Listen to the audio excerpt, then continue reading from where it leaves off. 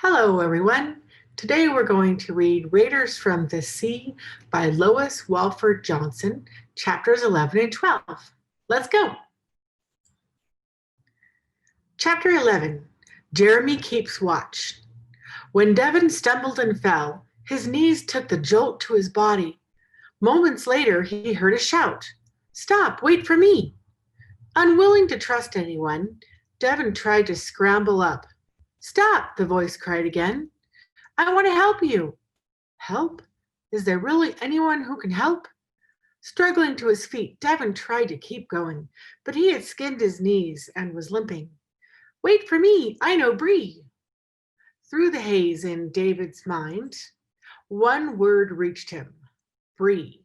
How can someone in this faraway land know Bree? Then Devon realized something else. The voice that called him was young. As his mind shut down, his legs did too.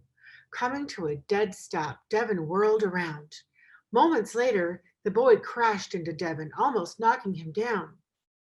About 10 years old, the boy had hair the color of reddish sand, brown eyes, and freckles on every inch of his face.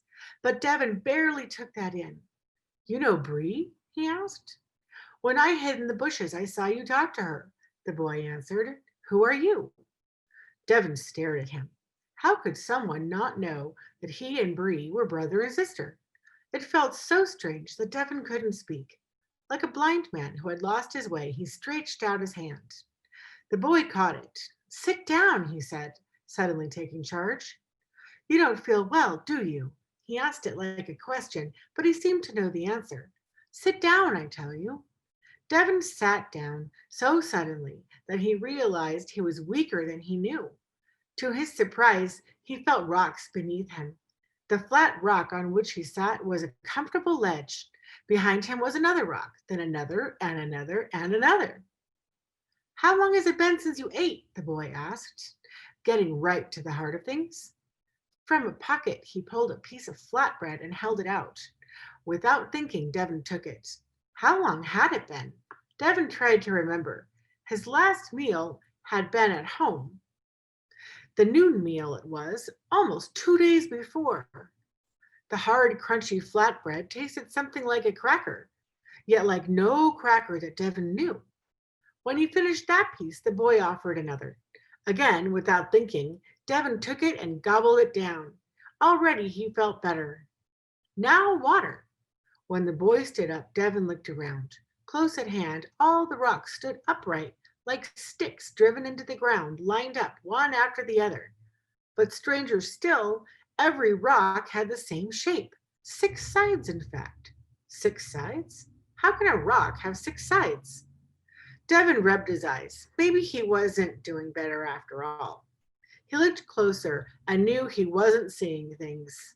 Not just one rock, or even 2 or 10, but every rock around him had 6 sides. From where Devon sat, countless 6-sided stones built higher and higher as though rising toward a peak. Maybe I died and went to heaven, Devon thought, still feeling woozy in the head. But if he had, it was a very odd heaven, and the boy who knew Bree seemed to be living on this earth. At least he was coming back. Can't find a spring, he announced. Let's drink out of the rocks. Drink out of the rocks? Devon decided he was in heaven after all. The flatbread had been good, much better than nothing. But who was this strange boy? Already he was lying on his stomach, dipping his head into a nearby stone. And then, through the confusion he felt, Devon saw it. Sure, and if the rock didn't have a small hollow, and that hollow held water. Go on, said the boy. We're far enough from the sea. It's not salt water. Rolling onto his stomach, Devon bent his head over the rock closest to him and slurped. Not all the rocks were hollow, but he moved from one to the next until at last his thirst was quenched. Then Devon finally sat up. He looked at the boy and grinned. I thought you were daft, crazy, or that I had gone to heaven. The boy grinned back, but Devon could see that he looked relieved. Then Devon realized he truly did feel better. Even that small amount of food and water helped clear his head. Where are we? Not in heaven, the boy answered, serious enough. I'm Jeremy, by the way. Who are you? Bree's brother. The truth of it struck Devon then, like something he had always known, yet hadn't known until now. Having Bree gone helped him appreciate her more than ever. I wonder about that. I saw the two of you talking to that lad from the ship. Mickle. Even the word brought hatred to Devon's heart and his voice. Mickle. Jeremy rolled it around on his tongue. The leader of the Vikings. A cruel lad he is. Yes, if Devon had his way, he'd spit Mickle out of his mouth. He let you go? Jeremy asked. Bree talked him into it. She saved him from drowning, said if he didn't let me go, she'd tell everyone. She would, all right. Jeremy pushed the long hair out of his eyes. Nothing quiet about her. But there was something more, some other reason why Mickle let me go. For a moment, Devon thought about it.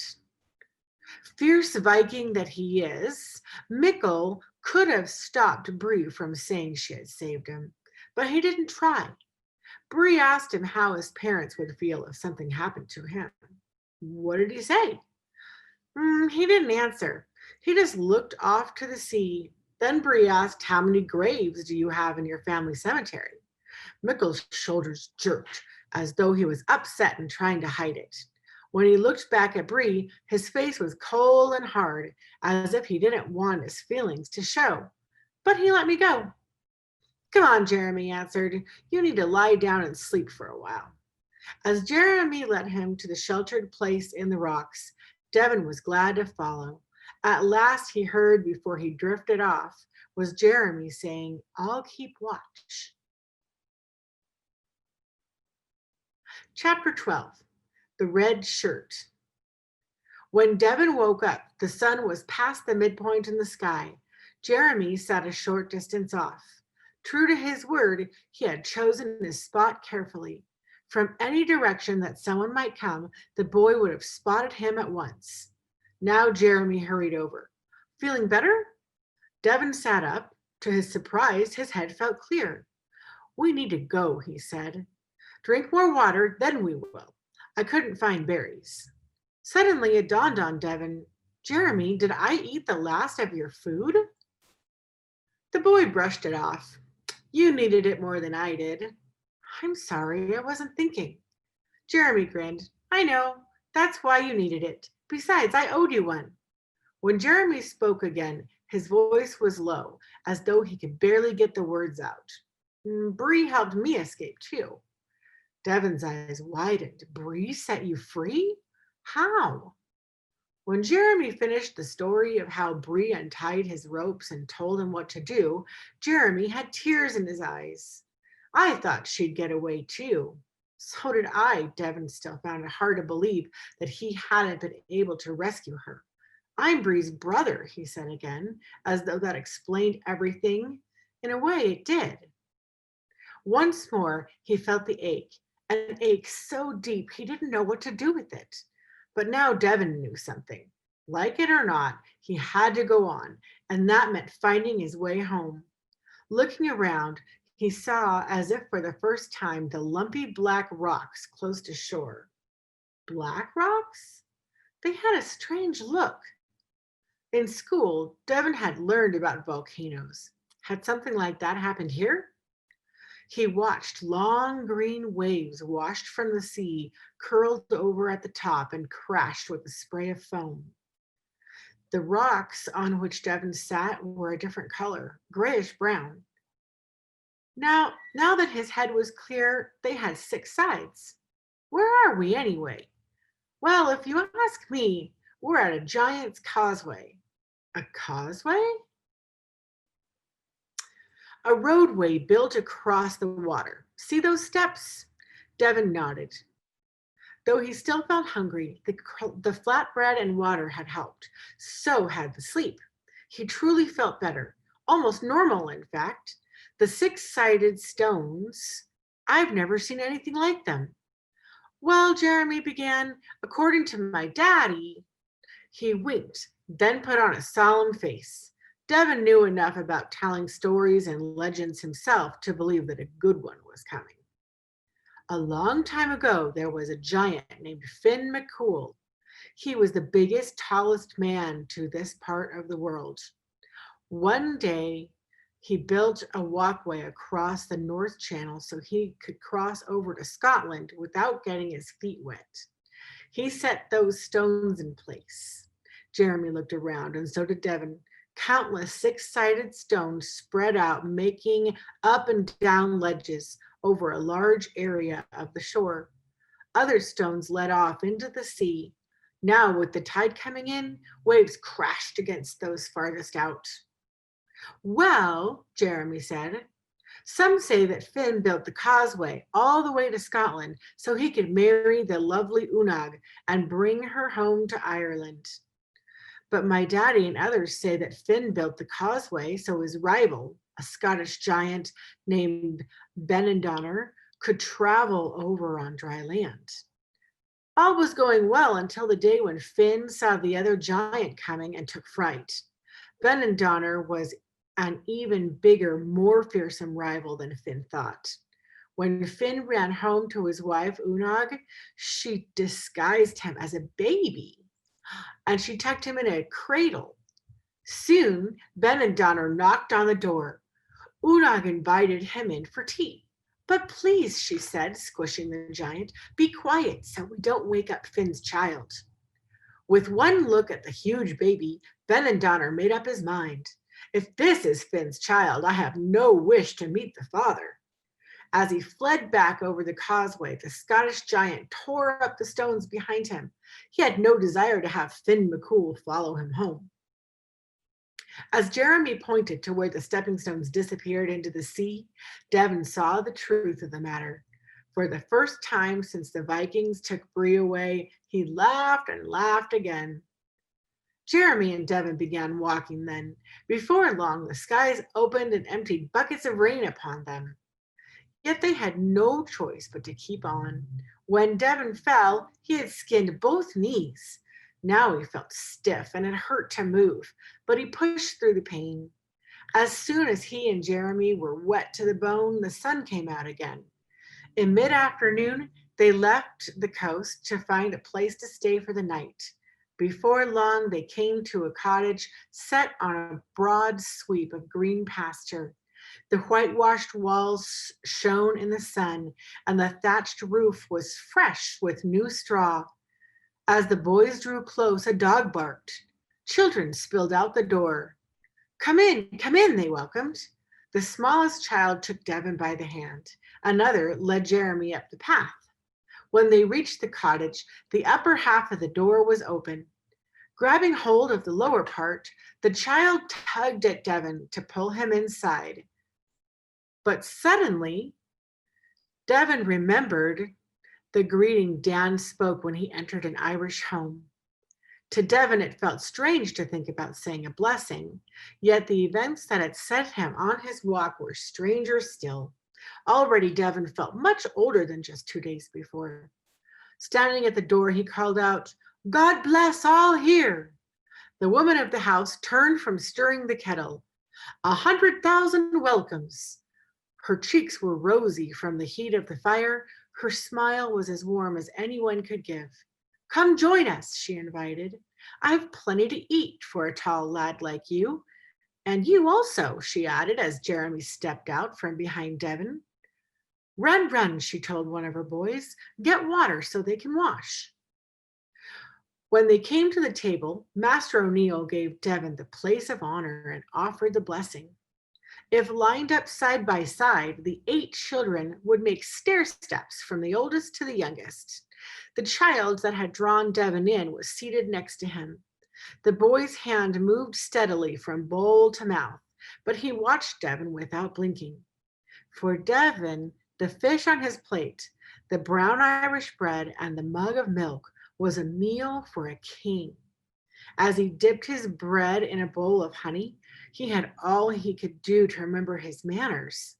He wanted only to snatch up every bit of food on the table. Then, as he looked around, Devon knew the O'Neills had given him much more than food. For the first time since the Viking raid, Devon felt the warmth of a home, of parents who cared for their children and gathered them around to talk and eat. When at last Devon and Jeremy could not swallow another crumb, Master O'Neill pushed aside his bowl. Now tell us why such fine lads are walking so far from home. As Devon told him what happened, O'Neill's face darkened. "'Tis angry I am, angry that these men from the north keep disturbing our peace. They're gone, you think, really gone?"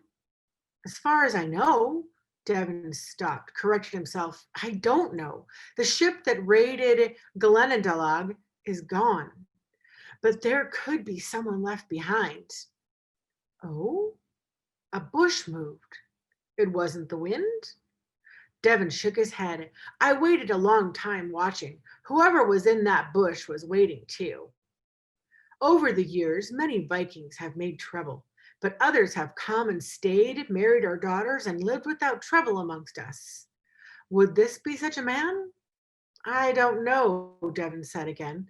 Through the haze of his confusion, he remembered seeing a patch of cloth that was red, like the shirt Jeremy wore beneath his tunic. When Devon first met the boy, he had been too dazed to think about it. Then he took for granted that it was Jeremy who moved the branch. Now, Devon had to be sure. "Jeremy, were you hiding in the bushes?" The boy nodded. "Partway up the hill. When I saw you, I climbed the rest of the way and walked around on the top of the cliff. From there, I followed you." Devon pieced it together. He remembered jumping up and shaking his fist at the sea. Then, through his confusion, he had sensed a warning, though he barely knew what he was doing. It frightened Devon. The Irish liked bright colors, but so did the Vikings. Many of the men on the ship wore red and green. Did such a man know that he and Jeremy had escaped? "The bush that moved was just a bit up from the shore," Devon told Master O'Neill. "I didn't see a man, but I did see something red. Since it wasn't Jeremy, it had to be someone else, someone who didn't want to be seen." "He could be afraid," O'Neill said. "He would want to know how we'd treat him." But Devon remembered the warning he sensed. The lad that led the Viking ship was in a hurry. He could have left a man behind. "If I was left so far from home, I'd be angry." O'Neill smiled. "You're a wise lad, wise beyond your years." Devon tipped his head, thanking his host for his kindness, but he could not hold back his next word. "An angry man tries to get even, and a wise man does his best to protect himself and his friends." O'Neill looked across the table at his wife. "I'll stay close to home for a while." And that's the end. We'll see you next week. Bye.